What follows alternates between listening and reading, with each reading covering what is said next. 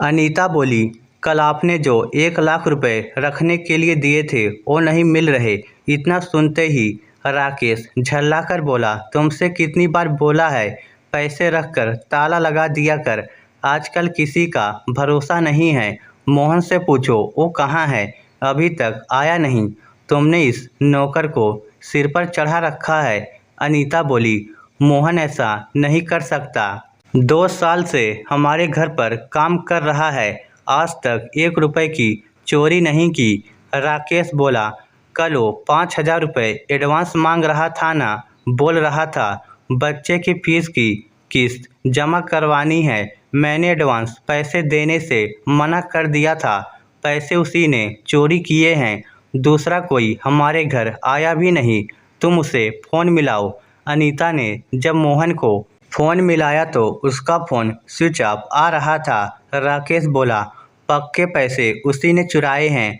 तुमने उसके सामने पैसे रखे थे। ईमान खराब हो गया हरामखोर का। बड़ी वारदात की फिराक में था, मौका मिलते ही ले उड़ा।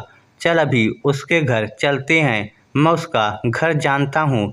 जब अनीता और राकेश मोहन के घर पहुँचे तब सुरेश अपने घर से बाहर निकल रहा था। मालिक की गाड़ी देखते ही पास आया और बोला, थोड़ा लेट हो गया मालिक, बस अभी आ रहा था। राकेश बोला, गाड़ी में बैठ जाओ। मोहन को चुपचाप घर लाया गया। फिर राकेश बोला, बता तुमने 1 लाख रुपए क्यों चुराए? अगर नहीं बताएगा तो मैं पुलिस को कॉल करूँगा। मोहन बोला, कैसी बातें करते हो मालिक, गरीब जरूर हूँ मगर चोर नहीं हूँ। राकेश ने उसे एक जोरदार थप्पड़ जड़ दिया। फिर गुर्राता हुआ बोला, तुझसे कैरेक्टर सर्टिफिकेट नहीं मांगा है, सीधी तरह बता दे पैसे चुरा कर कहाँ रखे हैं, वरना पहले तेरी हड्डियाँ तोड़ूंगा फिर पुलिस को बुलाऊंगा। थप्पड़ लगते ही मोहन सुनी आंखों से राकेश की तरफ देखने लगा। कहते हैं जब दिल में बेईमानी ना हो तो आंखें बहुत कुछ बयां कर देती हैं। उसकी आंखें देखकर राकेश एक बार तो विचलित हो गया। अनीता तो बोल पड़ी, आराम से पूछिए ना, थप्पड़ क्यों मारते हो? मगर राकेश अपना आपा खो रहा था। बोला, इससे बोलो चोरी स्वीकार कर ले और पैसे लाकर दे दे। हम दोनों के सिवा यही घर में था, इसीलिए यही चोर है। ऊपर से ज़रूरत तो देखो इसकी कैसे घूर रहा है। मोहन खड़ा हुआ, फिर अनीता के पास जाकर बोला, आप मुझे भैया बोलती हो ना मालकिन, मेरी तरफ देखो, क्या मैं चोरी कर सकता हूँ? अनीता ने मोहन की आंखों में झांका तो उसे शर्मिंदगी सी महसूस हुई। वह बोली, पता नहीं मोहन पैसे कहाँ चले गए, मैंने तुम्हारे सामने उस कबर्ड में रखे थे। अचानक मोहन बोल पड़ा, आपने उस कबर्ड में नहीं, उधर बेड के पास वाली अलमारी में रखे थे। अनीता ने तुरंत अलमारी खोली और पैसे ढूंढने लगी। शीघ्र ही उसे 1 लाख रुपए मिल गए। पैसे मिलते ही राकेश और अनीता को सांप सूंघ गया।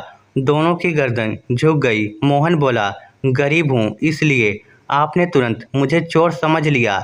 बेटे की फीस के लिए पैसों की ज़रूरत थी इसलिए चोर समझ लिया। जब हम गरीबों को ईमानदारी और वफादारी का ऐसा इनाम मिलता है ना, तब बहुत दिल दुखता है।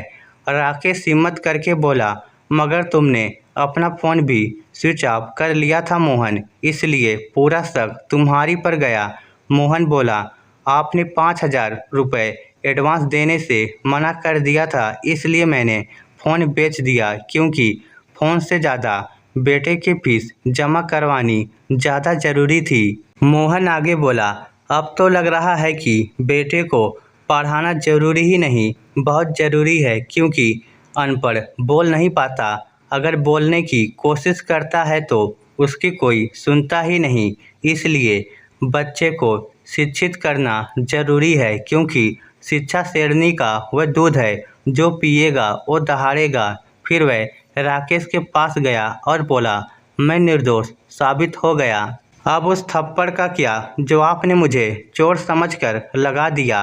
राकेश बोला, वो एक गलतफहमी थी मोहन, मैं उसके लिए सॉरी बोलता हूँ, मुझे उसका पछतावा है। मैं तुम्हें 1 महीने की पगार एक्स्ट्रा दूंगा।